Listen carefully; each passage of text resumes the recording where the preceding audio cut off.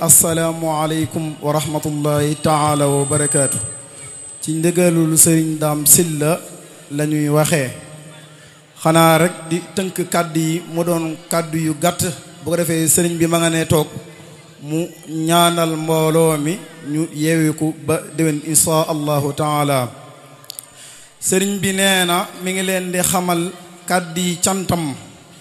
ci taxaw gi ngeen ko taxaw. man nañ ni bis bi biñ ko commencé yëgle ba ni bis bi amee tayyiwu leen benn yoon yéene ngi sonn lool ci bis bi rawatina waa Madiyana yi ñii ngi indi ndox mi ñii di jaayante galaas yi kenn ku ne ak fa nga mënee nga ñëw mbokki soxna yi ak mbokki góor yi bàyyiwuñ kenn. sëriñ Daam nee na mi ngi sant ñépp bàyyiwut kenn. xam naa am ci loo xam ne it danaa ko leeralaale mbokk yi gën cee bàyyee xel. mooy am na ci ñoo xam ne sax léeg-léeg dañuy àgg ci mere la ci mooy maanaa ñi nga xam ne seeni doom dafa tëriwul loolu it xam naa dañ koy bu ko kenn gisee nee na nag li ñuy bañ rek mooy maanaam gone gi ñëw tari lu mu xamut te dañoo bëgg képp ku mën doon balaa tari la muy tari tey boo ko yeewoon guddi mu jógee man koo tariwaat maanaam li ñu bëgg a wax foofu mooy bëgg ñoo nekk ci ay tapal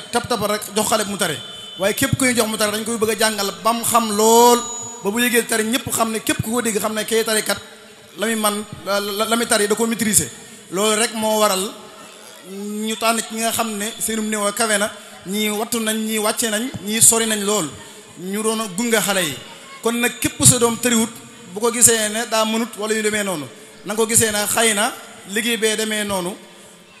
ak it nga bàyyi ko mu góorgóorlu bu baax ba bu ëllëgee mu mën a bokk ca ñay mokkal ëllëg ñay wattu ëllëg ñi nga xam ne ñooy teewe yëf yi ëllëg. waaye kon bu ko kenn gisee ne maanaam dañoo bàyyi sa doom mbaa ñu jël kii mbaa yu mel noonu rawat na ñi nga xam dañoo bokk génn kër loolu moom ñu ngi leen koy bàyyiloo xel baax a baax. di sant Serigne Bassirou Gaye mi nga xam ne it